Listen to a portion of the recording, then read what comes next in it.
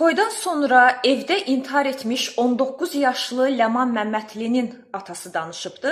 Müsahibəsində bildirib ki, bu intihara səbəb qızının toyda geyindiyi gəlinlik olub. Qızın atasının verdiyi məlumata görə qızının toyda geyindiyi gəlinlik oğlanın valideynlərinin, atasının, anasının xoşuna gəlməyib və toydan sonra gəlib buna görə dava salıblar. Oğlanın valideynlərini sakitləşdirməyə çalışıblar ki, indi elə dövrdür ki, gəlinlərin hamısı bu cür gəlinlik geyinir. Lakin oğlanın valideynləri sakitləşmir və dava daha da böyüyür. Buna dözə bilməyən Ləman Məmmədli canına qəsd edir. Əlbəttə ki, bu qızın atasının verdiyi məlumatdır. Biz oğlanın valideynlərinin mövqeyini bilmirik. Amma bütün halda belə bir sual yaranır. Adətən gəlinlik toydan ən azı bir həftə qabaq seçilir. Yəni bu gəlinliyi seçəndə heç mi oğlan evi bu gəlinliyi görməmişdi? Sadə bir məsələ 19 yaşlı gənc bir qızın ölümünə səbəb oldu. Xatırlayırsınızsa, bir neçə ay bundan öncə də bölgələrin birində